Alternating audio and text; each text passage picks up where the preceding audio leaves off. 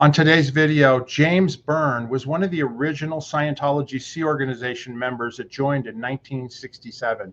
He recently passed away this year, 2025, and spent 68 years in the Sea Organization.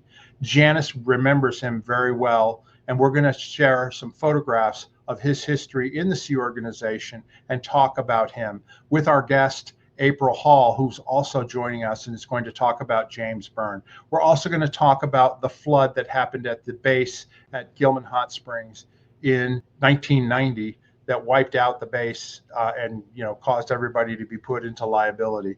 So stick around. We hope you're going to enjoy the show.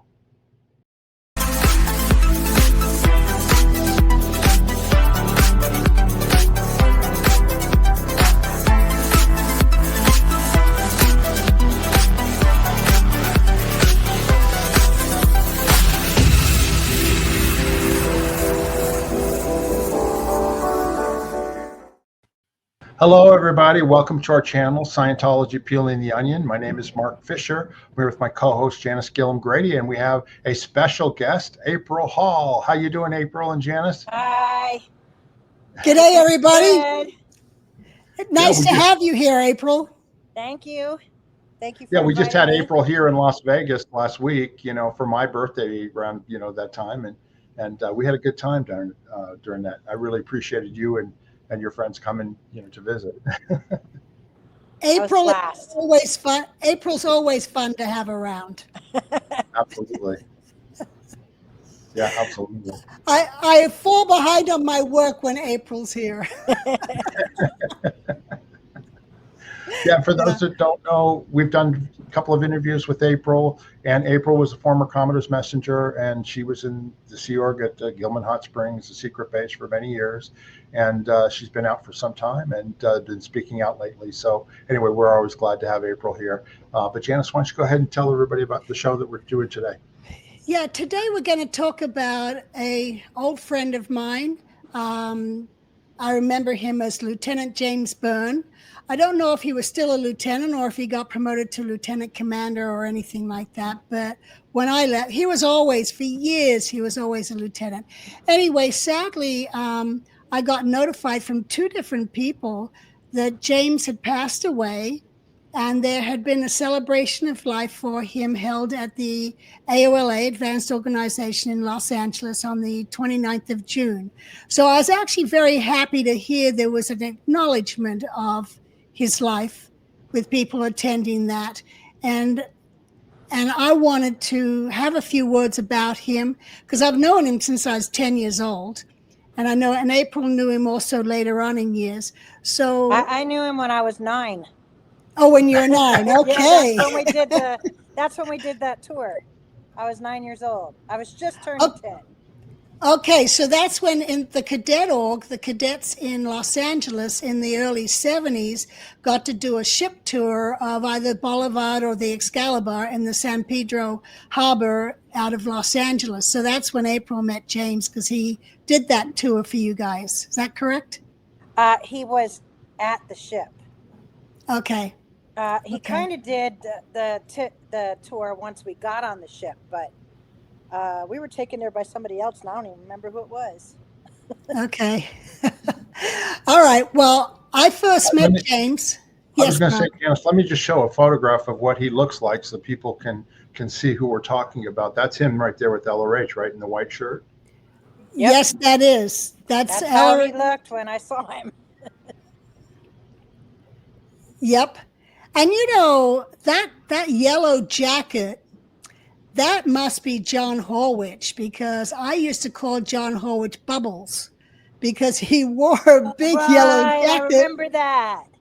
And I look at that jacket, I'm like, that's got to be John Horwich. Anyway, in the white shirt is James Byrne.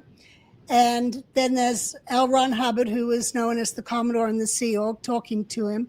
And behind him is Commodore's messenger, Clarice Barnett, or later known as Clarice Brissot. We called her CB.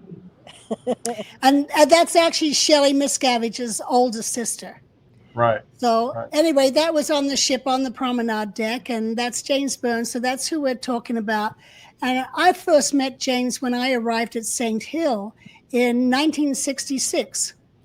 James happened to be there on the St. Hill Special Briefing course from Rhodesia. There he is in the middle there. And on the right is Lisa Gerber, who I don't know if she's still at the FSO or not. Anyway, Still alive? I don't know if she is, but yeah. Anyway, in the middle there eating is James.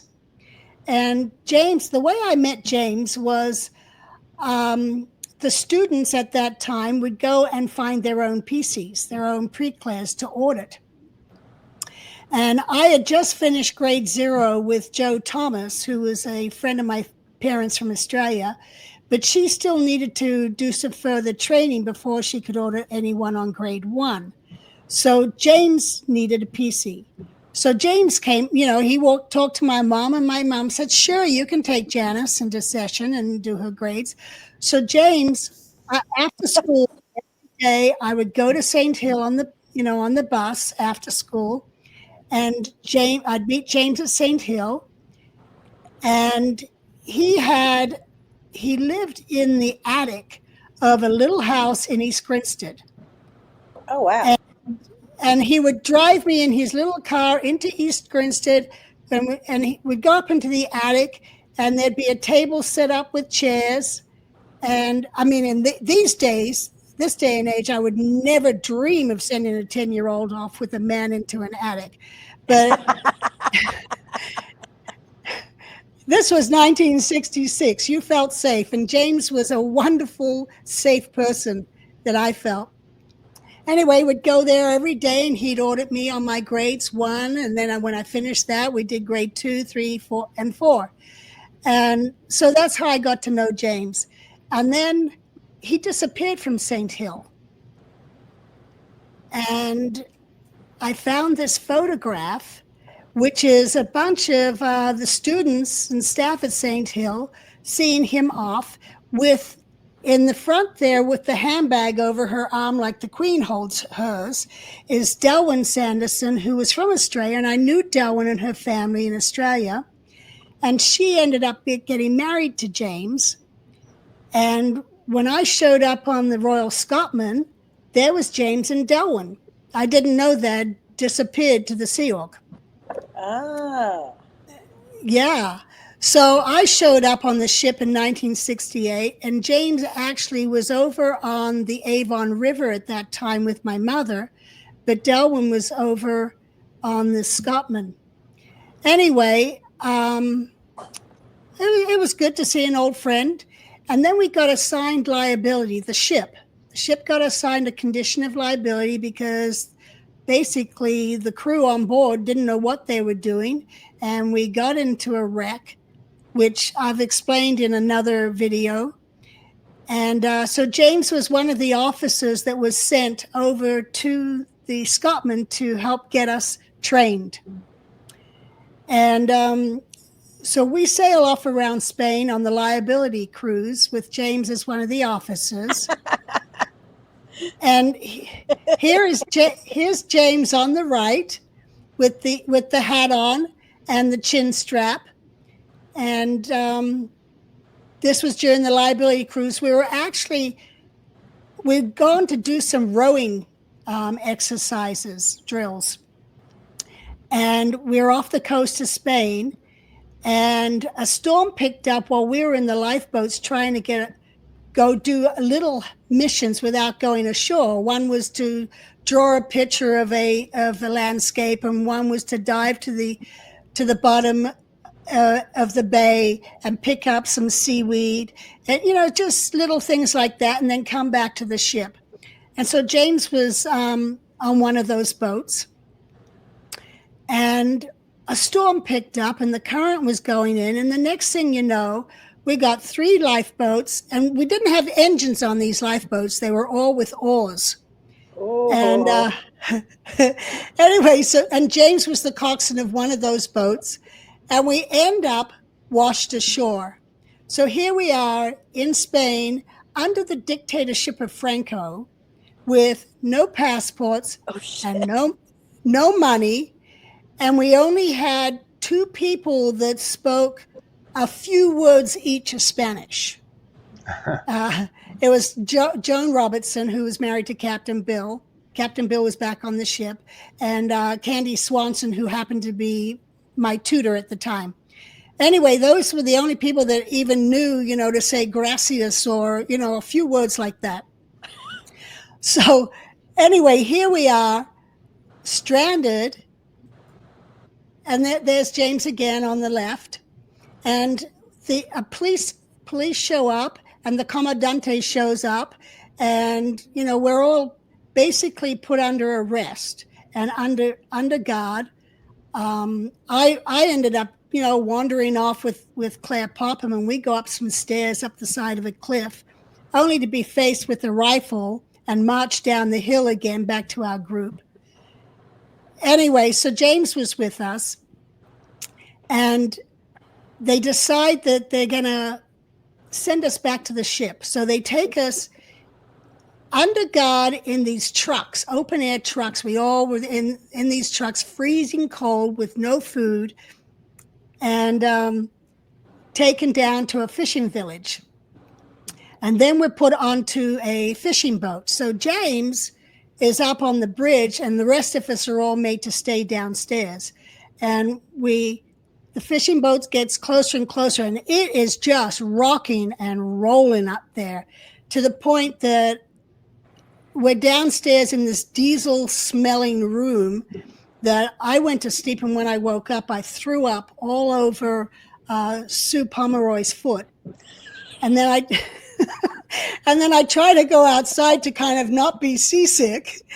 And I could hear James up on the bridge telling them to get closer. And here we are, we're real close to the Scotsman now. And James trying to get the captain to go in closer so we could jump everybody back aboard. And the captain is refusing because we had this rubbing strake around the ship, and that sticks out.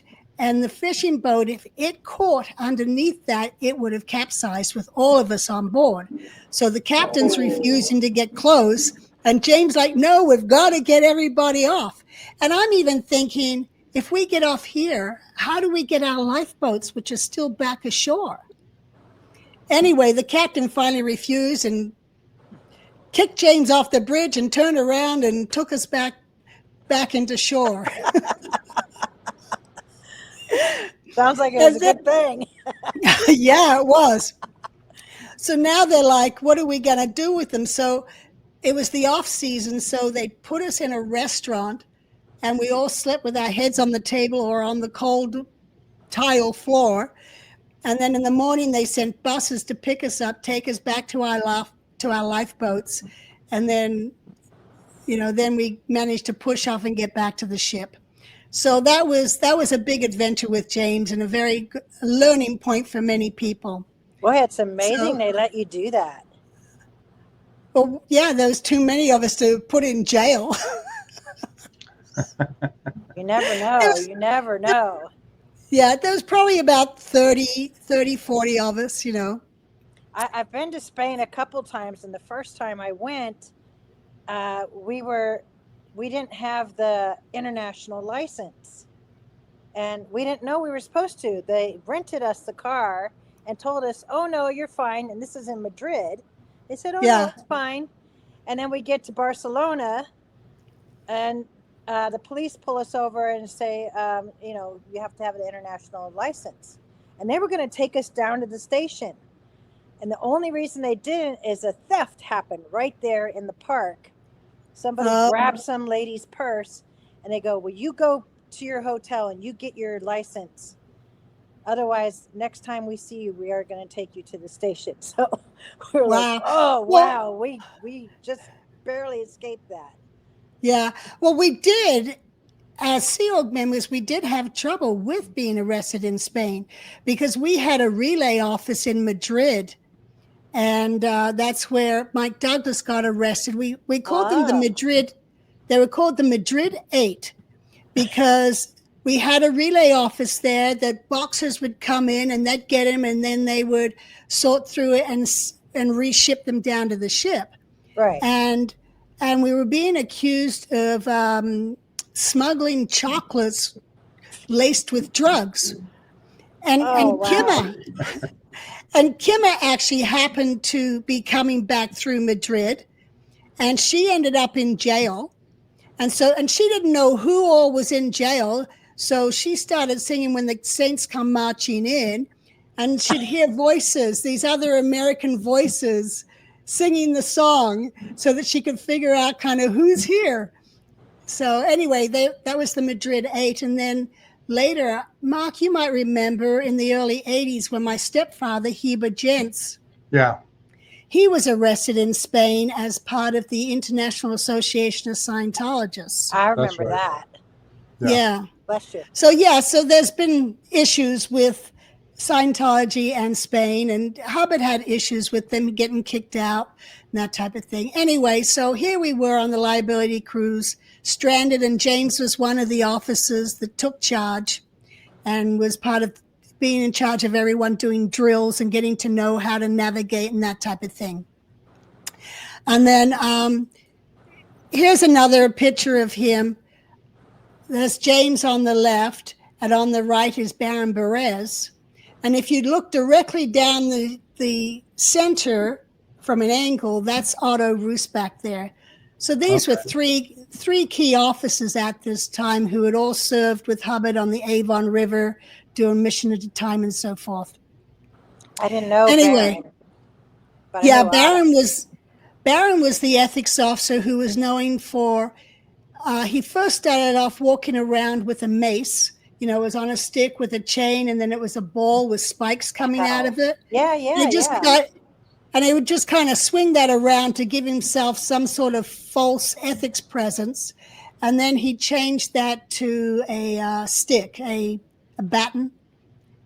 But yeah, he had an issue with that, and a lot of people remember him that way. And when he looked, he had an eye that went off to the side, and you didn't know, is he looking at me? Was he from Spain? No, he's American. Oh, I asked because Spain has an inordinate amount of people with lazy eyes. Oh, okay. Yeah, no, Baron was American, Otto was Dutch, and James was Rhodesian. It was a very international type of affair. Anyway, so James, he was very much involved in ship's drills and training people. And he got to know the ship, and he'd actually been in the military back in Rhodesia, which I'm sure is what helped him have that thing about him. Anyway, over time, Delwyn ended up divorcing him, and he ended up going to AOLA, the Advanced Organization Los Angeles. And when he was there, and he stayed there for years, and that's would have been when you met him.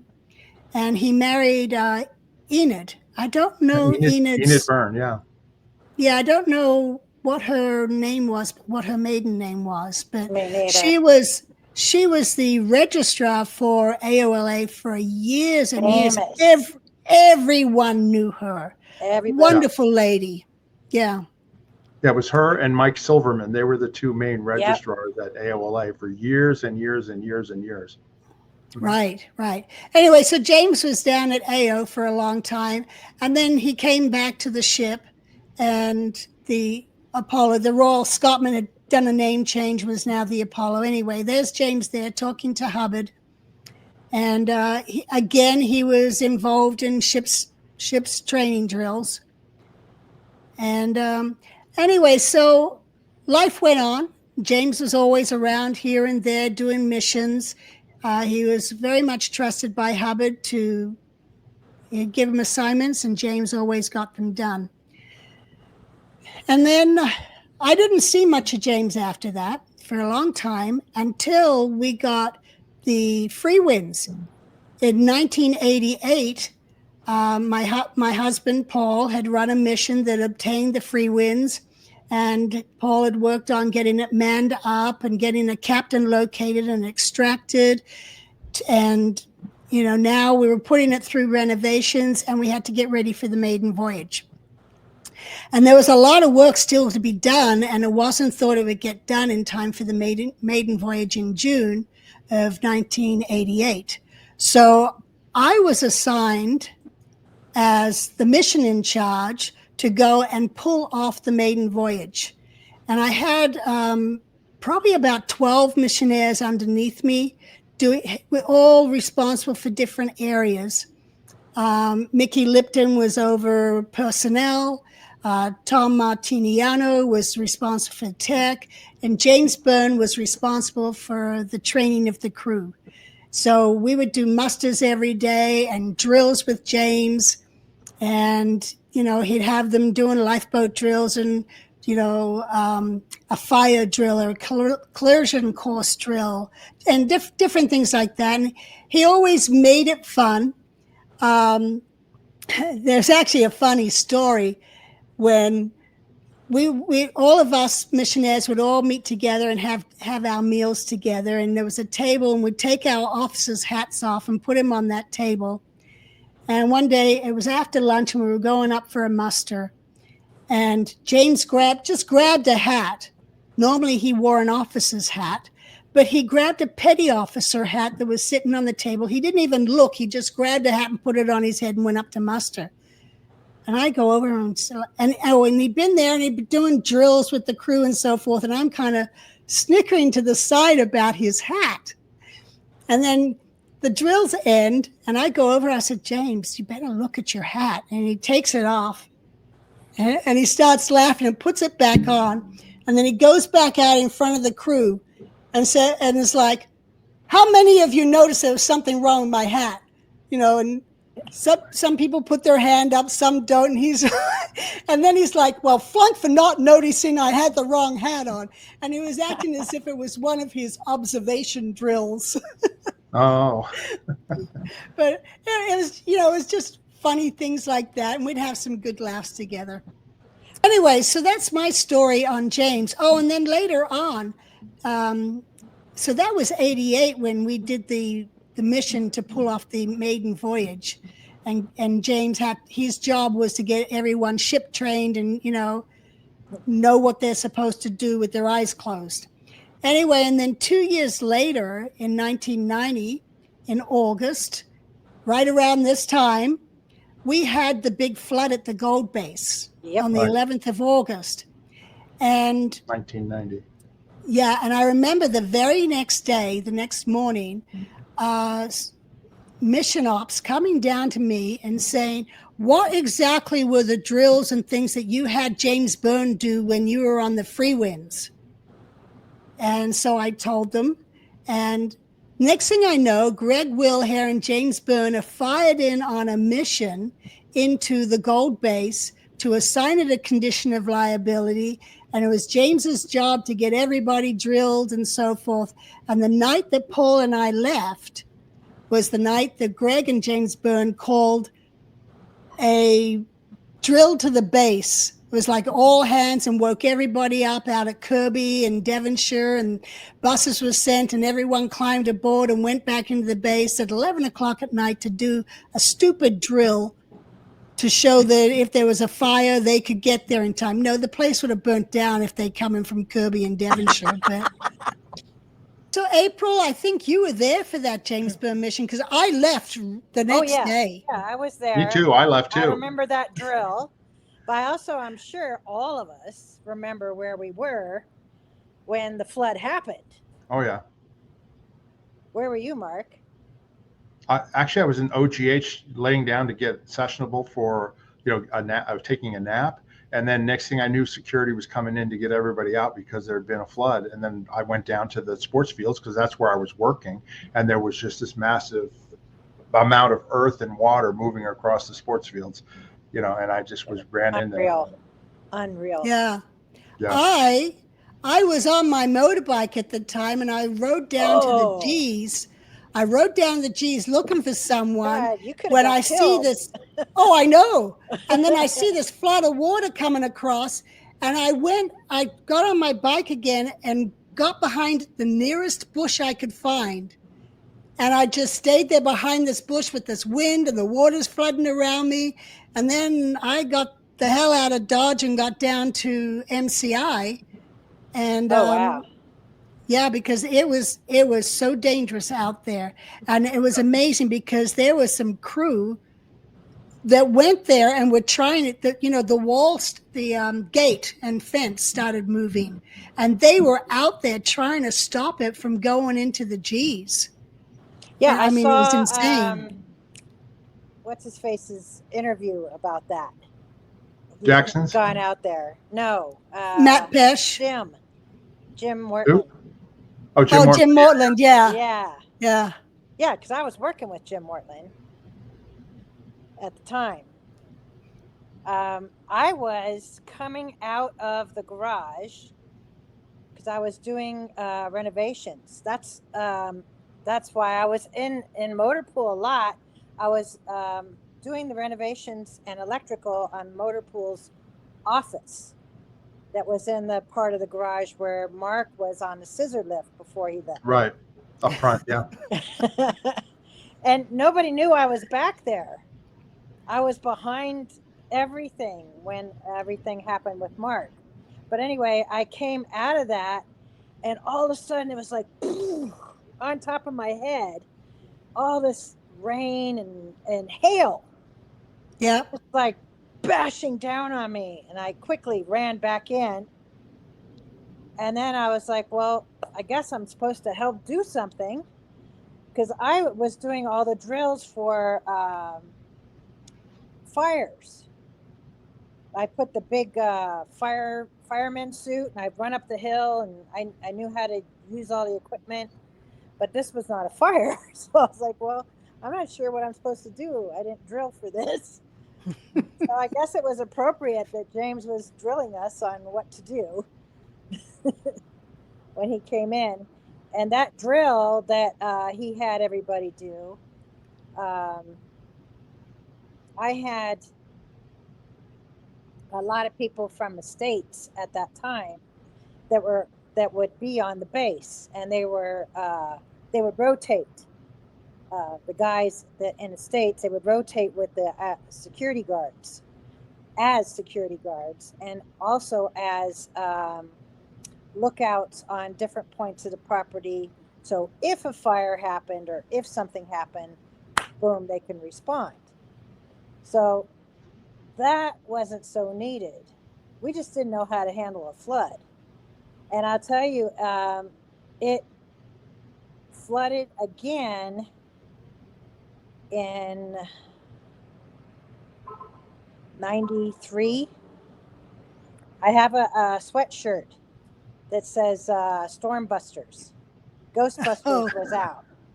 And David Miscavige had those sweatshirts made up for all the people that were working on it, because we had successfully taken care of it and were successfully handling the flood channel. And I went out there, and my job was bringing supplies, because I was handling logistics. And I was bringing supplies out to all the people that were along the flood channel taking care of things. And we had one of our giant bulldozers that was the size of one of the G units. It was that big. And It was in the flood channel, and I watched it right before my eyes sink, completely get covered with sand and quicksand and water. Floods are way more scary to me than fires or earthquakes. I've been through all of them. Hurricanes. That flood was the scariest thing I ever saw in my life. Just to see that thing sink. And it's the size of a building. Yeah. And I saw cows sink down in there. So that was pretty crazy. But back to when James did the drill, we all came in and we all kind of mustered. And then he kind of pointed out that what you said, Janis, like we wouldn't have got there in time. Place would have burned down. Yeah. So, but at the same time, our estates, our crew and estates were like, no, we wouldn't have needed them. We would have been able to handle it. And I did tell him later. I was like, we actually have something in place for this. What we don't have in place is for floods. So to that degree, the liability thing was kind of needing to be drilled or kind of correct. Yeah, we and really also didn't know how to handle the flood. April also didn't. I remember they were doing marching drills too, right? I mean, they literally He close did all order kinds marching, of drills. all kind of marching around the property, close order, in formation, that type of thing. The idea was to make everybody part of the team. Yeah, team. Yeah. And it kind of worked, I guess. Yeah. I don't know. What I can say, and this is a definite tribute to James, is that there was an ugly, ugly briefing, as you can imagine, or maybe you were there, from Dave after the flood. Yeah, we were there. He assigned everybody liability and just ranting and raving at everybody, and how we're all a big piece of shit, whatever. Yeah, his psychotic breakdown in front of everybody. Totally. Yeah. And so then James and Greg, Greg was pretty jolly, and he was kind of a good buffer between people that Dave was dealing with and the person. He'd be the buffer, so they didn't get the full force of that craziness, like you, Mark. Yeah. Anyway, James made it fun, and he lightened everything up. And he got everybody laughing at musters. He'd say funny stuff and do funny stuff. And he lightened that mood, that tone. Everybody came up because of him. Mm-hmm. And I honestly think if he hadn't done that, and he and Greg hadn't lightened things the way they did, I think a lot more people would have left with you. Yeah. I'm sure they had people try and leave anyway during that time period because it was such a horrible time. But no. I heard that it took them a while. And didn't you say they actually were very successful on that mission or whatever? Yeah, and he got an award. I think it was a dirk or a dagger or a sword or something. He got all kinds of commends from Dave. That was considered a very successful mission. And like I said,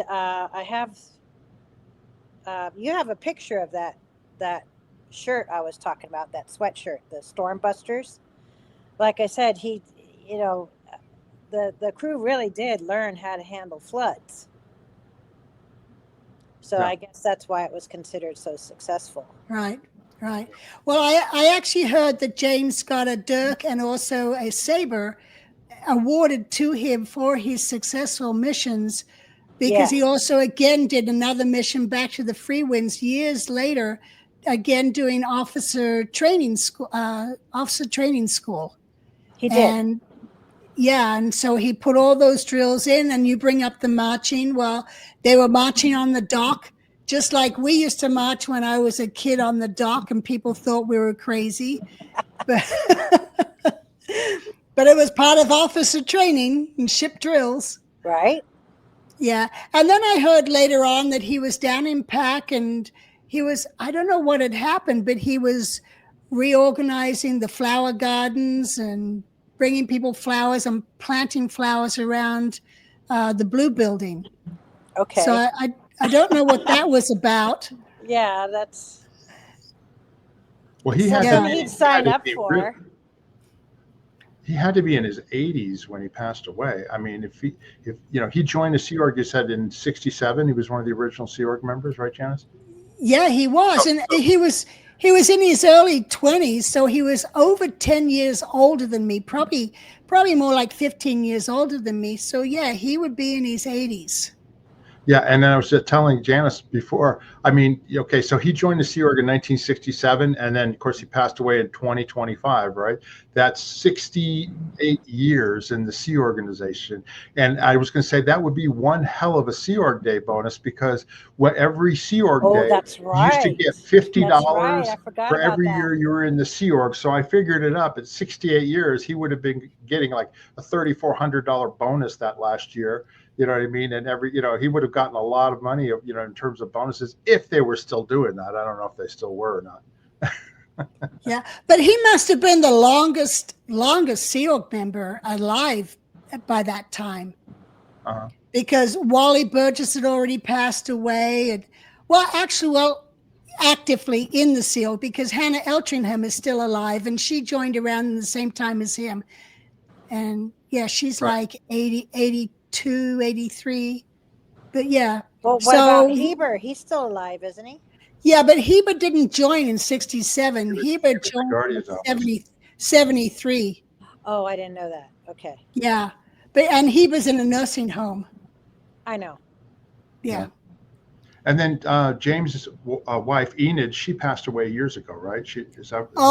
Yeah. She passed away before the maiden voyage. She was a smokestack. Yeah, so in the 80s.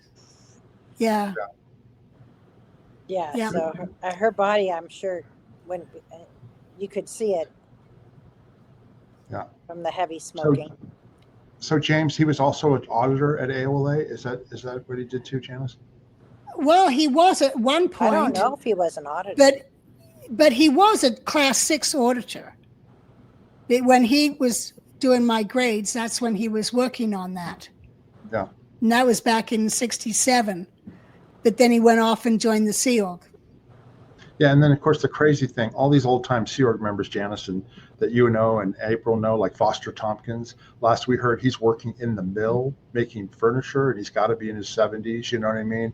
All of these people, they're in nursing homes or they're doing manual work part-time or whatever. It's just crazy. These people that did a lot of things in the Sea Org over the years, they're just basically left to.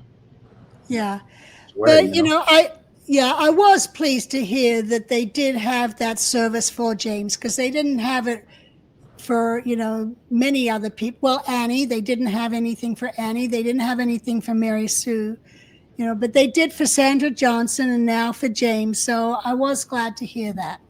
What about Marion? Marion, I don't know if they had a service. I assume that they did, but I don't know.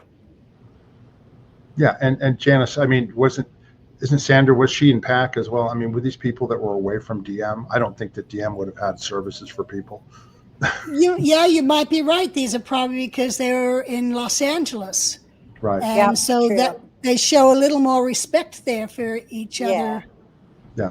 And Norman Starkey, he passed away. I mean, I don't know that they did anything for him. I mean, all these people that were longtime Sea Org members, a lot of them worked with Hubbard as well as with Miscavige, and they're just basically gone. And the only way we know about it is we hear about them passing away, and then we do our little videos about them. But it's the chaplain's job, and who knows if the chaplain knows that or if there is even a chaplain. I was going to say, I bet you there's no chaplain. And that's probably right. And, the chaplain's responsible for crew morale, and the beatings will stop when morale improves.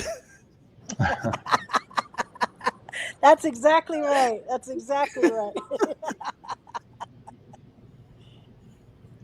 Okay. All right, then.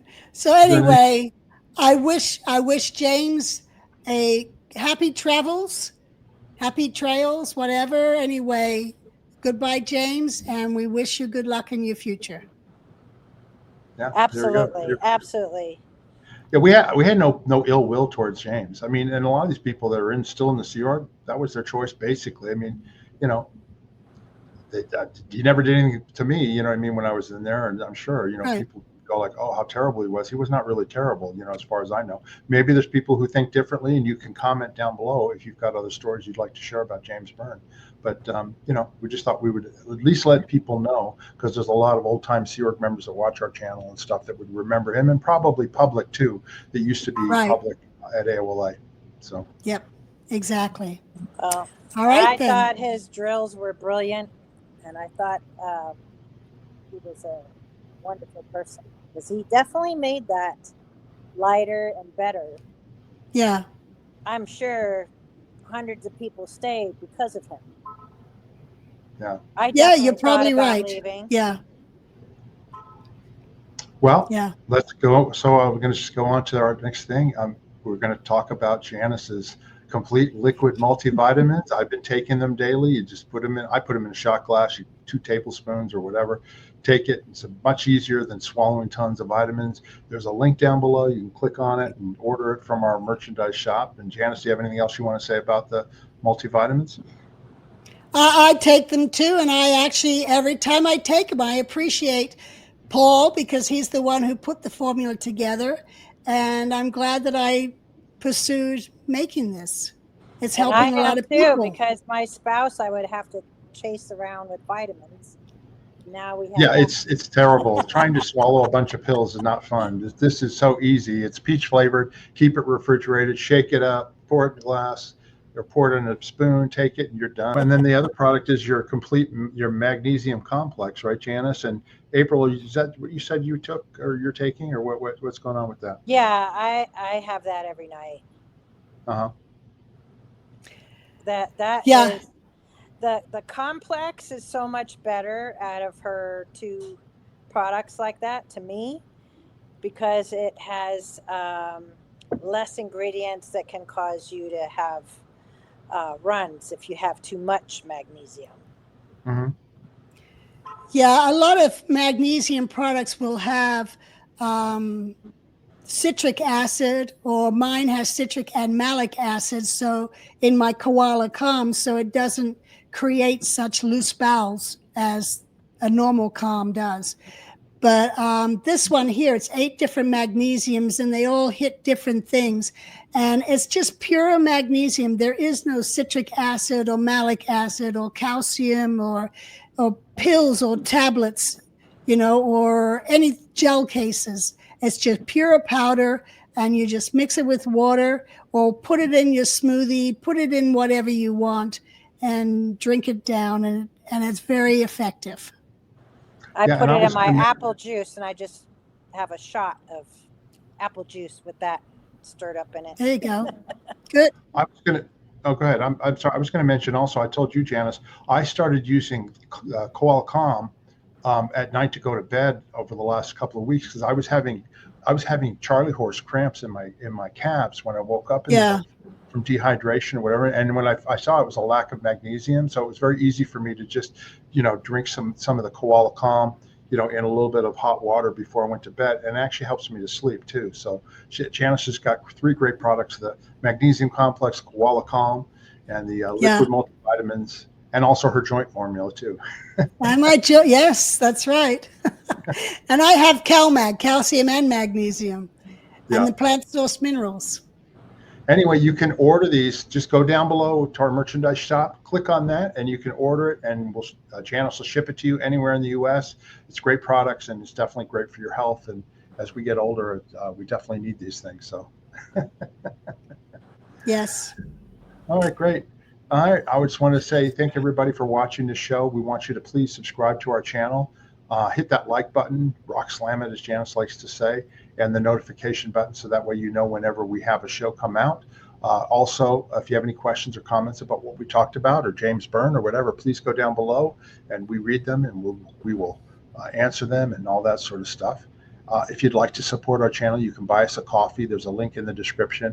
And again, that just helps us to put out these videos. We're not getting rich off of this stuff, but it definitely helps having people help us out and sponsor us. So anyway, you can buy us a coffee there. Janis or April, have you got anything else you want to say before we end the show here? No, thanks for coming on, April. It was fun. Thanks for having me. Okay, great. Well, until next time, everybody, bye-bye. We'll see you. Bye. Bye-bye.